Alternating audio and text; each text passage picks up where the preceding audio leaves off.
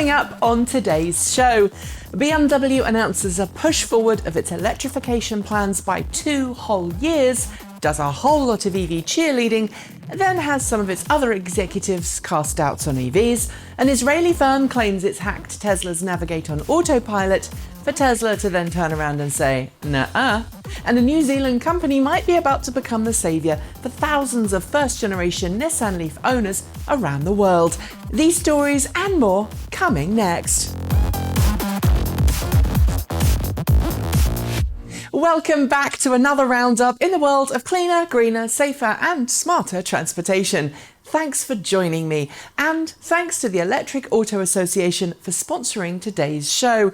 Find out how you can accelerate the electrification of transportation at electricauto.org.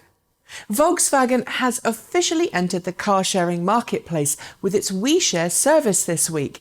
Detailed earlier this year, the service, which is currently only available in Berlin but will expand to Prague and Hamburg next year, will only use battery electric vehicles. Like other car share services, We Share requires members to have a smartphone, a clean driving licence and a credit card. Initially, the service will use 1,500 Volkswagen e-Golfs, but will be joined at the start of next year by 500 next-generation e-up EVs. When Volkswagen begins sales of the ID.3, it too will join the fleet. At a special event held this week in Germany called Next Gen, at which it debuted a number of new vehicles, both internal combustion and plug-in, BMW officially pushed forward its electric vehicle expansion plans by 2 whole years. Rather than have 25 new electrified models on sale by 2025, BMW now says it will achieve that goal by 2023, with over half of those vehicles being 100% electric. At the event, which was quite a spectacle, BMW unveiled the M-Next concept car, which previews a successor to the BMW i8 sports car, a powerful test mule with triple electric motors and sub-3 second sprint time, and an all-electric Motorrad concept motorbike. An Israeli security firm hit the news wires this week when it claimed that it had successfully managed to hack Tesla's Navigate on autopilot system.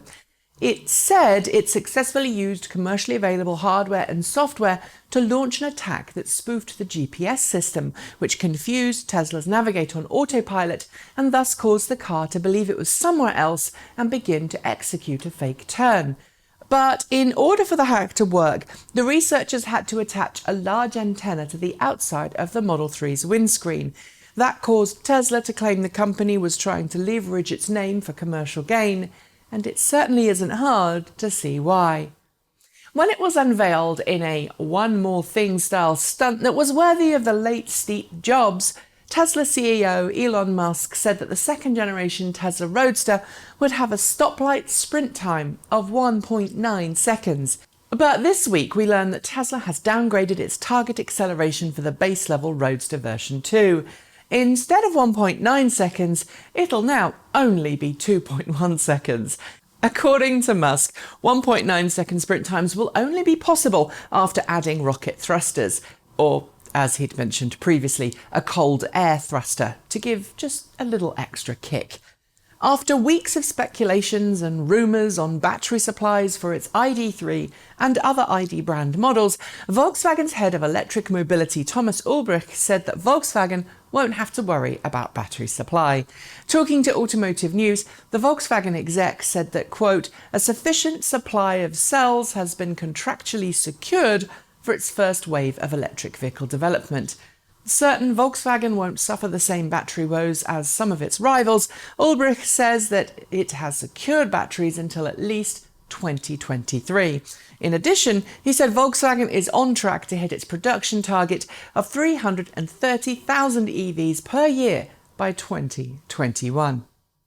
More rumours surfaced this week that claim Tesla is working super hard on a top-secret plan that would see it develop a brand new battery cell for use in its vehicles.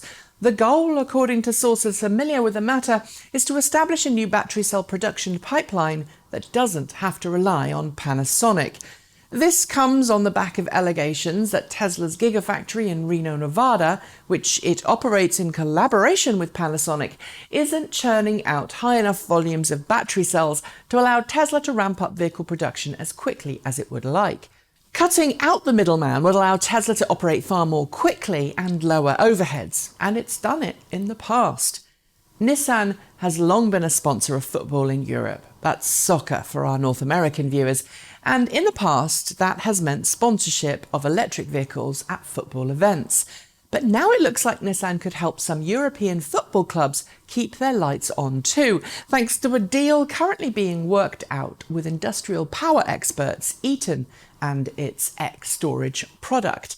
Having worked with Nissan in the past to develop both vehicle-to-grid and grid-tied storage products using old Nissan Leaf battery packs, which essentially form the basis of the X-Storage lineup, Eaton is hopeful its system can help football clubs go green and save money as well. We've known for many years that Apple has been working on its own version of autonomous vehicle driving technology, with its mysterious Project Titan hiring some of the world's leading authorities on self-driving AI. This week, Apple confirmed it's acquired Drive AI, a Silicon Valley-based startup specializing in autonomous shuttles. It's thought the company was getting ready to lay off 90 of its staff, so the Apple acquisition could not have happened at a better time. It's not clear if all of the employees will transition over to the computing giant. While Nissan does make, and it does sell, remanufactured battery packs for its first-generation Nissan Leafs, some of whom are now demonstrating signs of marked battery degradation and range loss, the asking price for such upgrades just doesn't make sense. But in New Zealand, Blue Cars, a company specialising in EV sales and rental, has begun testing a prototype battery that it says has a capacity of 38 kilowatt hours and will be compatible with first-generation Nissan Leafs. Developed with funding from New Zealand's Low Emission Vehicles Contestable Fund, the battery packs need to go for a further 12 to 24 months of testing before they can be commercialised. But Blue Cars is hopeful it will help keep Gen 1 Leafs on the road. And now it's time for Short Shorts. Not to be outdone by Tesla, Porsche has confirmed it's going to be offering Taycan owners a bespoke insurance policy tailored specifically to fit the needs of an EV driver. It will initially only be offered to owners in Oregon and Illinois, but is expected to go nationwide soon after, saving Taycan owners, hopefully, some insurance money. Hyundai is hard at work developing a prototype of the new compact SUV that it will be building on its all-new electric global modular platform. It's not clear when we can expect a production version of the same, but Hyundai is expected to have a small prototype test fleet finished by December. Airplane manufacturing giant Boeing and Kitty Hawk, the Silicon Valley startup focused on electric air taxis and personal electrified transportation, have announced a joint partnership. It will focus on developing and commercializing Kitty Hawk's Cora, a VTOL electric air taxi. Dutch company Lightyear have officially unveiled the Lightyear 1 solar electric car.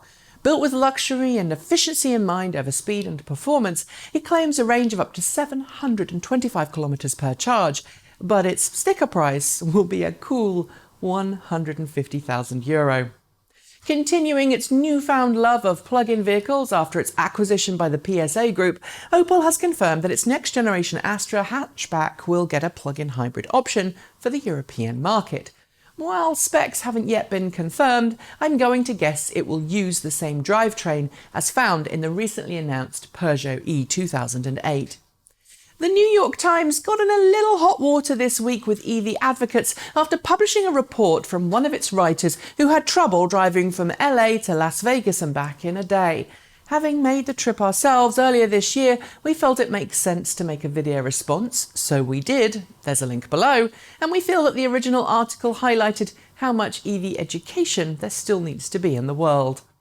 The CHAdeMO Association held its General Assembly just about a month ago, but as we've just learned, the Charging Standards Association unveiled a new prototype plug that combines the CHAdeMO inlet standard and Chinese GBT quick charge connector into one unified plug that's backwards compatible with each. Rivian's CEO admitted this week that the company is working hard to learn from Tesla's mistakes when it comes to after-sales and service. Rather than try and follow Tesla's lead, Rivian says it's developed new strategies that it hopes will allow it to avoid some of the headaches that Tesla has suffered thus far. Niro has recalled its ES8 electric vehicle in China after it was discovered an improperly installed wiring harness inside the car's battery pack may be chafed by the top of the battery casing. This ultimately could lead to a short circuit and fire, so replacement will be carried out under warranty. After the successes of its camping kitchen gear tunnel accessory, as debuted at the recent Overland exhibition, Rivian says it's working on other gear tunnel accessories for its all-electric R1T adventure pickup truck. It's not clear what these accessories will be, but I'm guessing if it's tied to the outdoor adventurer type, you can bet it'll be offered.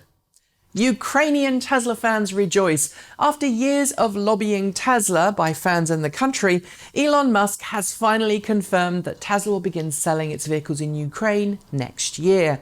Up to this point, Tesla fans in the Eastern European country had to be content with a grey market import. That's not going to be the case for much longer.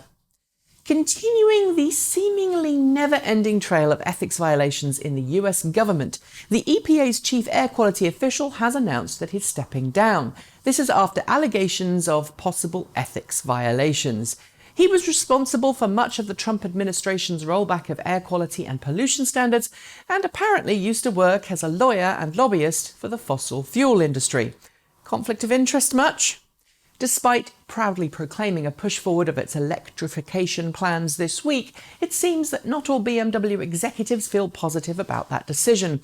Talking to Automotive News at the very same event, one BMW executive said that diesel engines had 30 years of life left and EVs weren't in demand. A bank of Tesla power packs has just made it possible for a park and ride bus service in Guildford, UK to switch to all-electric buses. Trickle charging themselves during the day and then feeding that power into the bus's charging systems at night, the power packs have helped avoid costly power line upgrades.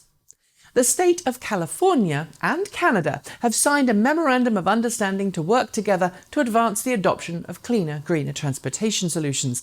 Essentially sticking two fingers up at the White House, California will work with Canada to accelerate EV mass adoption. A Luxembourg police department will not be fined after its Tesla Model S patrol car ran out of charge on the motorway earlier this year. Running out of fuel on a motorway in Luxembourg is considered illegal, but officers said they were running the battery down to prolong battery life. That's a new one on me. And those are your short shorts. There will be more next week. The Bristol Energetic, a two-seat electric airplane powered by a motor made by the company behind the Solar Impulse solar plane, has just completed its maiden flight. In this particular configuration, the Bristol Energetic and its H55 designed electric drivetrain can stay in the air for 1.5 hours, which is more than enough for your average flight school to give a 45-minute to 1 hour flight lesson while keeping enough power in reserve for emergencies. Eventually, H55 hopes to develop a powertrain and battery package for vertical takeoff and landing, or VTOL, aircraft. And finally, it's long been known that many auto dealers just don't understand or even want to understand electric cars. Some will try and steer you away from buying an electric car, while others will just plain lie to you. To demonstrate how crazy that is and actually promote electric cars instead, Arnold Schwarzenegger went undercover in a video prank that cast him as an over-the-top, gas-guzzling, V8-loving car salesman hell-bent on trying to stop people buying electric cars. Of course, Arnie's over-the-top acting shows just how bad fossil fuels are and how electric really is the way to go. And on that note, it's the end of this week's show. Don't forget to like, comment and share, and bash that notification bell. And if you'd like to see us make more videos like we have this week, why not send us a couple of bucks a month through Patreon, buy us a coffee with Ko-fi, or grab some swag from our merch store. And of course, thanks to the Electric Auto Association for sponsoring today's news roundup, advocating and educating the world about electric vehicles since 1967, the Electric Auto Association believes the future depends on going electric today. Find out how to become an EV educator for yourself, discover a local monthly meetup, or just talk to real-world EV owners about what it's like to drive on electrons by going to electricauto.org. We're proud members of the EEA and we're happy to support this fantastic non-profit. There won't be a 10 next week as I'm going to be at Anthrocon, but I'm going to be back the week after. In the meantime, don't forget to be better, smarter and kinder to one another, and as always, keep evolving.